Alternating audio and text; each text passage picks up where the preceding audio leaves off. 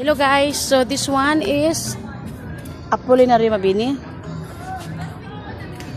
There's no name.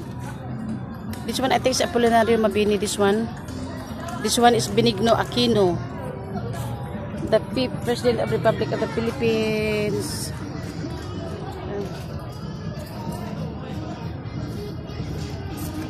And this one, Gloria Macapagal Arroyo. Patay na to ba? Oo.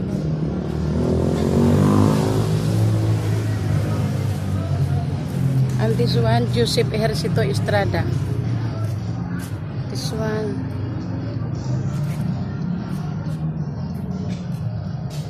And this one, Fidel B. Ramos.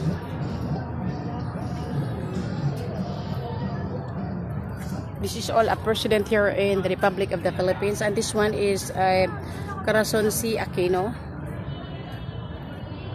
After Marcos flew in Hawaii.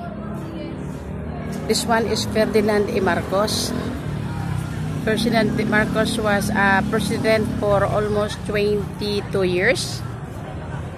Here.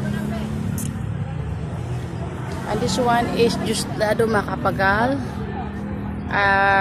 Macapagal Arroyo for 1961 to December 1965. Diosdado Macapagal Arroyo, this one. And this one is Carlos P. Garcia. Okay. For March 1957 to 1961. Okay, so here is the Galeria de los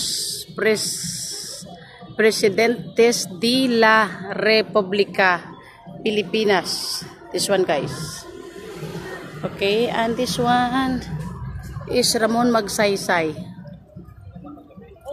Okay. December 1953 to March 1957. And this one is Elpidio Quirino. This one. Okay. And this one is Manuel Rojas. 1946-1948. And this one is Sergio Osmeña for August 1944-1946. And this one Jose P. Laurel for October 1943 to 1945. Okay, and this one is Manuel L. Quezon, 1935 to 1942. And this is the last president, Emilio Aguinaldo. Here, January 1980, 1999, March 1920. So this one is the first president. This one until here. So